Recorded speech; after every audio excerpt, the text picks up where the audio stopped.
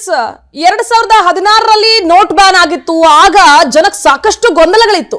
So ಈಗ ಅಂತಹದ್ದೇ ಗೊಂದಲಗಳಿಗೆ ಜನ ಮುಂದಾಗಬೇಕಾ ಬೇಡವಾ? ಏನು ನೋಟ್ ಬ್ಯಾನ್ ಆಗುತ್ತೆ, ಯಾವಾಗ, ಯಾವ ರೀತಿಯಾಗಿ ಇದನ್ನ ಅರ್ಥೈಸ್ಕೊಳ್ಬೇಕು, ಜನಕ್ಕೆ ಅರ್ಥ ಆಗೋ ರೀತಿಯಲ್ಲಿ ತಿಳಿಸ್ಕೊಡೋದಕ್ಕೆ ನಮ್ ಜೊತೆ ಈಗ ನೇರ ಸಂಪರ್ಕದಲ್ಲಿ ಜಾಯ್ನ್ ಆಗ್ತಾ ಇದ್ದಾರೆ ನಮ್ಮ ವಿಸ್ತಾರ ವಾಹಿನಿಯ ಕಾರ್ಯನಿರ್ವಾಹಕ ಸಂಪಾದಕರಾಗಿರುವಂತಹ ಶರತ್ MS ಸರ್ ಅವರು. ಸರ್, ಮೊದಲನೇದಾಗಿ ಜನಕ್ಕೆ ನೋಟ್ ಬ್ಯಾನ್ ಅಂದ ಕೂಡಲೇ ಒಂದು ಕ್ಷಣಕ್ಕೆ ಶಾಕ್ ಆಗ್ಬಿಡುತ್ತೆ.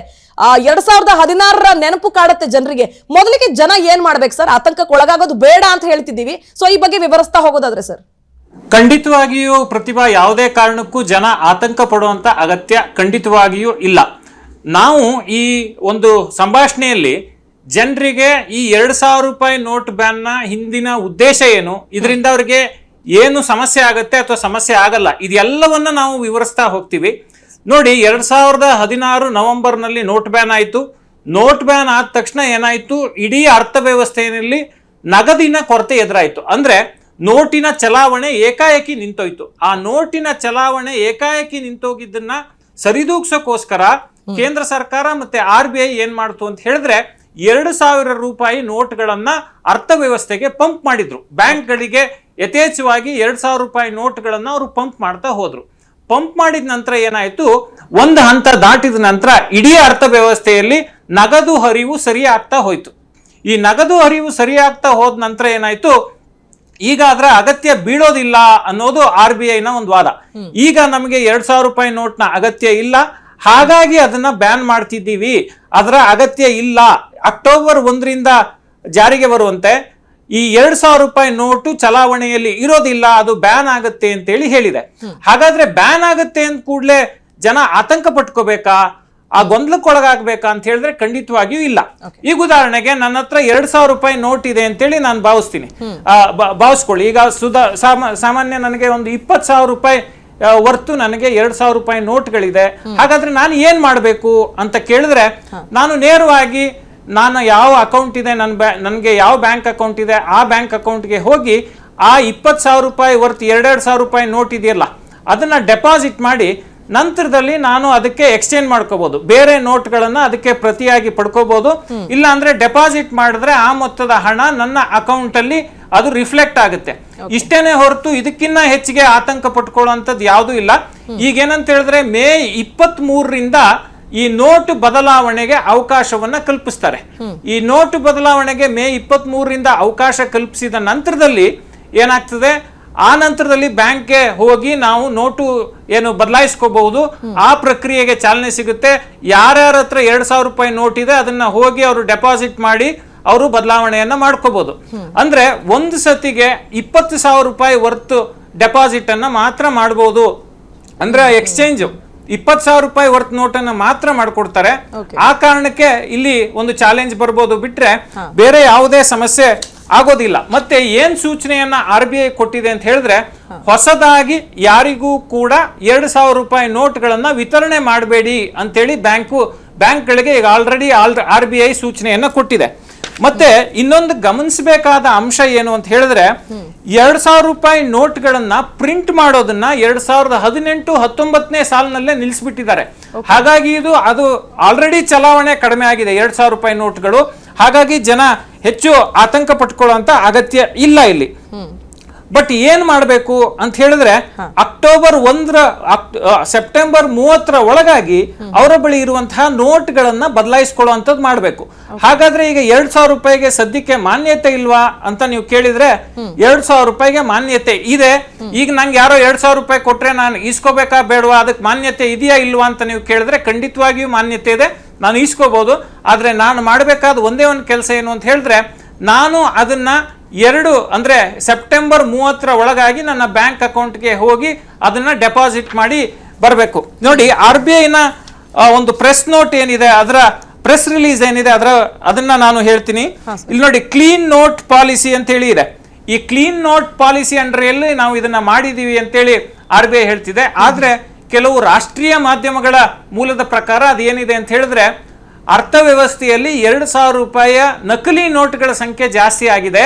ಆ ಕಾರಣದಿಂದ ಇದನ್ನ ಬ್ಯಾನ್ ಮಾಡಲಾಗಿದೆ. 2,000 ರೂಪಾಯಿ ನೋಟ್ ಅನ್ನ ರದ್ದು ಮಾಡುವಂತ ಪ್ರಕ್ರಿಯೆಯನ್ನ RBI ಶುರು ಮಾಡಿದೆ ಅಂತ ಹೇಳಿ ನಮಗೆ ಮೂಲಗಳಿಂದ, ರಾಷ್ಟ್ರೀಯ ಮಾಧ್ಯಮಗಳಿಂದ ಮಾಹಿತಿ ಸಿಗ್ತಾ ಇದೆ. ಹಾಗಾದ್ರೆ ಏನ್ ಸಮಸ್ಯೆ ಎದುರಾಗುತ್ತೆ ಅಂತೇಳಿ ನೀವು ಕೇಳಿದ್ರೆ, ಈಗ ಉದಾಹರಣೆಗೆ ನಾನು ದೊಡ್ಡ ಪ್ರಮಾಣದಲ್ಲಿ ಯಾವುದೋ ವ್ಯಕ್ತಿ XYZ ಅನ್ನೋ ವ್ಯಕ್ತಿ ದೊಡ್ಡ ಪ್ರಮಾಣದಲ್ಲಿ ಬ್ಲ್ಯಾಕ್ ಮನಿಯನ್ನ ಇಟ್ಕೊಂಡು ಅವನು 2,000 ರೂಪಾಯಿ ಡಿನಾಮಿನೇಷನ್ ಇರುವಂತಹ ನೋಟ್ಗಳನ್ನೇ ಆತ ಇಟ್ಕೊಂಡಿದ್ರೆ ಆತನಿಗೆ ಎಕ್ಸ್ಚೇಂಜ್ ಮಾಡ್ಕೊಳ್ಳಿಕ್ಕೆ ಬಹಳ ದೊಡ್ಡ ಸವಾಲು ಎದುರಾಗುತ್ತೆ. ಯಾಕೆಂದ್ರೆ ನನ್ನ ಹತ್ರ ಇರೋ ಹಣಕ್ಕೆ ನಾನು ಪ್ರೂಫ್ ಕೊಟ್ಟು ಮಾತ್ರ ನಾನು ಎಕ್ಸ್ಚೇಂಜ್ ಮಾಡ್ಕೋಬಹುದು. ಅನಿಯಮಿತವಾಗಿ ಬಹಳ ದೊಡ್ಡ ಮೊತ್ತದ ಹಣ ನನ್ನ ಹತ್ರ ಇದೆ ಅಂತ ಹೇಳಿದ್ರೆ ಅದನ್ನ ಸುಲಭದಲ್ಲಿ ಬ್ಯಾಂಕು ದಾಖಲೆಗಳಿಲ್ಲದೆ ಬದಲಾವಣೆ ಮಾಡ್ಕೊಡೋದಿಲ್ಲ. ಹಾಗಾಗಿ ಫೇಕ್ ನೋಟ್ಗಳನ್ನ ಸೆದೆ ಬಡಿಲಿಕ್ಕೆ, ಫೇಕ್ ನೋಟ್ಗಳನ್ನ ಹತ್ತಿಕ್ಲಿಕ್ಕೆ ಈ ಪ್ರಯತ್ನಕ್ಕೆ RBI ಮುಂದಾಗಿದೆ ಅಂತ ಹೇಳಿ ರಾಷ್ಟ್ರೀಯ ಮಟ್ಟದಲ್ಲಿ ಆರ್ಥಿಕ ವಿಶ್ಲೇಷಕರು ವಿಶ್ಲೇಷಣೆಯನ್ನ ಮಾಡ್ತಿದ್ದಾರೆ. ಈ ಲೆಕ್ಕಾಚಾರ ನೋಡಿದಾಗ ಅರ್ಥವ್ಯವಸ್ಥೆಯಲ್ಲಿ ಇರ್ತಕ್ಕಂಥ ಒಂದಷ್ಟು ಫೇಕ್ ನೋಟ್ಗಳನ್ನ ಇದನ್ನ ರೂಲ್ ಔಟ್ ಮಾಡೋ ಒಂದು ಪ್ರಯತ್ನದಲ್ಲಿ ಇದು ಒಂದಿಷ್ಟು ಫಲವನ್ನ ಕಾಣಬಹುದು. ಮತ್ತೆ ದೊಡ್ಡ ಮೊತ್ತದ ನೋಟ್ಗಳನ್ನ ಬ್ಯಾನ್ ಮಾಡೋದ್ರಿಂದ ಭ್ರಷ್ಟಾಚಾರವನ್ನ ಒಂದು ಹಂತಕ್ಕೆ ತಡೆಗಟ್ಟಬಹುದು ಅನ್ನೋ ಬೇಡಿಕೆ ಕೂಡ ಜನಸಾಮಾನ್ಯರಲ್ಲಿತ್ತು. ಅದಕ್ಕೂ ಕೂಡ ಒಂದು ಹಂತದ ಇದು ಸಿಕ್ಕಿದೆ, ಮಾನ್ಯತೆ ಸಿಕ್ಕಿದೆ ಅಂತ ಹೇಳಿ ನಾವು ಇದನ್ನ ವಿಶ್ಲೇಷಣೆ ಮಾಡಬಹುದು. ಪ್ರತಿಭಾ ಸರ್, ಈಗ ಒಂದ್ ಕಡೆ ನೀವು ಹೇಳ್ದಾಗೆ 2016ರಲ್ಲೂ ಕೂಡ ಇದೇ ರೀತಿ ಮುಖಬೆಲೆಗಳ 1,000 ರೂಪಾಯಿ ನೋಟ್ ಬ್ಯಾನ್ ಆಯ್ತು.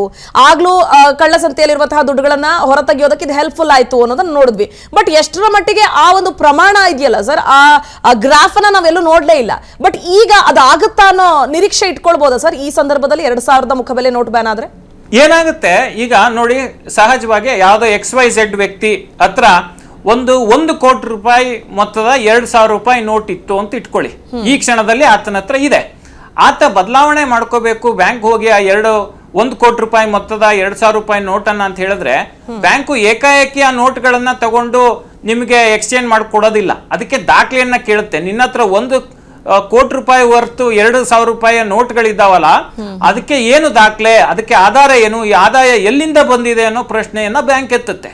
ಎಲ್ಲಿಂದ ಬಂದಿದೆ ಅನ್ನೋ ಪ್ರಶ್ನೆ ಎತ್ತಿದಾಗ ನೀವು ದಾಖಲೆ ಒದಗಿಸಿದ್ರೆ ಸಮಸ್ಯೆ ಇಲ್ಲ. ದಾಖಲೆ ಒದಗಿಸ್ತಾ ಇದ್ರೆ ಅದನ್ನ ಹೇಗೆ ಎಕ್ಸ್ಚೇಂಜ್ ಮಾಡ್ತೀರಿ ಅನ್ನೋ ಒಂದು ದೊಡ್ಡ ಪ್ರಶ್ನೆ ಎದುರಾಗುತ್ತೆ. ಹಾಗಾಗಿ ಸಹಜವಾಗೇನೆ ಒಂದಿಷ್ಟು ವ್ಯವಸ್ಥೆಯಲ್ಲಿ ಇದು ಸುಧಾರಣೆ ಆಗುತ್ತೆ ಅಂತ ಹೇಳ್ಬೋದು. ಆದ್ರೆ ಒಟ್ಟಾರೆ ವ್ಯವಸ್ಥೆಯಲ್ಲಿ ನೋಡ್ಕೊಂಡಾಗ ಈ ನೋಟ್ ಬ್ಯಾನ್ ಅನ್ನುವಂಥದ್ದು ಈ ಫೇಕ್ ನೋಟ್ಗಳನ್ನ ತಡೆಗಟ್ಟೋ ನಿಟ್ಟಿನಲ್ಲಿ ಬಹಳ ದೊಡ್ಡ ಸುಧಾರಣೆಯನ್ನು ಇನ್ನೂ ತರೋಕೆ ಸಾಧ್ಯ ಆಗಿಲ್ಲ ಅಂತೇಳಿ ನಾವು ವಿಶ್ಲೇಷಣೆಯನ್ನ ಮಾಡಬಹುದು. ಪ್ರತಿಭಾ ಸರ್, ಈಗ ಒಂದ್ ಕಡೆ 2,000 ರೂಪಾಯಿ ನೋಟ್ ಬ್ಯಾನ್ ಆದ್ರೆ ನಮ್ಗೆ ಉಳಿಯೋದು ಕೇವಲ 500 ರೂಪಾಯಿ ಮುಖಬೆಲೆ ನೋಟ್ಗಳಷ್ಟೇ. ಇಲ್ಲಿ ಅಟ್ಲೀಸ್ಟ್ 1,000 ರೂಪಾಯಿ ನೋಟ್ ಬ್ಯಾನ್ ಆದಾಗಲೇ ವಿರೋಧ ಪಕ್ಷಗಳು ವಿರೋಧ ಮಾಡಿದ್ವು. ಇದು ಯಾವ ಒಂದು ಉದ್ದೇಶಕ್ಕಾಗಿ ಅನ್ನುವಂಥ ಆಕ್ರೋಶ ಹೊರಹೊಮ್ಮಿತ್ತು. ಈಗ 500 ರೂಪಾಯಿ ಮುಖಬೆಲೆ ನೋಟ್ಗಳೇ ಸಾಕಾಗತ್ತಾ ಅಂತ ಸರ್? ಈಗ ಒಂದಷ್ಟು ಹೆಚ್ಚಿನ ನಂಬರ್ಸ್ ಇಲ್ಲಿರುವಂತಹ ನೋಟ್ಗಳಿದ್ರೆ ಬಹುಶಃ ಜನಕ್ಕೂ ಕೂಡ ಅದನ್ನ ಇಟ್ಕೊಳ್ಳೋದಕ್ಕೆ ಅಂದ್ರೆ ಹೆವಿ ಆಗದೆ ಇರೋ ರೀತಿಯಾಗಿ ನಾವು 2,000 ರೂಪಾಯಿ ಬಂದಾಗ 10,000ಕ್ಕೆ 5 ನೋಟು ಒಂದ್ ರೀತಿ ಖುಷಿಯ ವಿಚಾರ, ಮತ್ತೊಂದು ಕಡೆ ಚೇಂಜ್ ಸಿಗಲ್ಲ ಅನ್ನೋ ಒಂದು ಅಭಾವ. ಸೊ ಇದನ್ನ ಯಾವ ರೀತಿ ಸರಿದೂಗಿಸುತ್ತೆ ಅಂತ ಸರ್ ಕೇಂದ್ರ ಸರ್ಕಾರ ಅಥವಾ RBI? ಏನಾಗುತ್ತೆ, ದೊಡ್ಡ ಮೊತ್ತದ ನೋಟ್ಗಳನ್ನು ಇಟ್ಟಾಗ ಭ್ರಷ್ಟಾಚಾರ ಮಾಡೋದು ಬಹಳ ಸುಲಭ. ಯಾಕೆಂತ ಹೇಳಿದ್ರೆ ದೊಡ್ಡ ಮೊತ್ತದ ಹಣವನ್ನ ಹಂಚೋದಕ್ಕೆ ಸುಲಭ. ಈಗ ಯಾವುದೋ ಒಂದು ವ್ಯವಸ್ಥೆಯಲ್ಲಿ 4-6 ಜನಕ್ಕೆ ಹಂಚಬೇಕು ಅಂದ್ರೆ ಸಣ್ಣ ಪ್ರಮಾಣದಲ್ಲಿ ನಾನು ಅದನ್ನ ತಗೊಂಡೋಗಿ ಜಾಸ್ತಿ ಮೊತ್ತವನ್ನ ಹೆಚ್ಚು ಜನರಿಗೆ ಹಂಚಬಹುದು. ಈ ಕಾರಣದಿಂದ ನೋಡಿದ್ರೆ ಈಗೇನಂತ ಹೇಳಿದ್ರೆ ಇದನ್ನ ರದ್ದು ಮಾಡುವಂಥದ್ದು ಒಂದು ಸ್ವಾಗತಾರ್ಹ ಬೆಳವಣಿಗೆ ಅಂತೇಳಿ ಹೇಳ್ಬೋದು.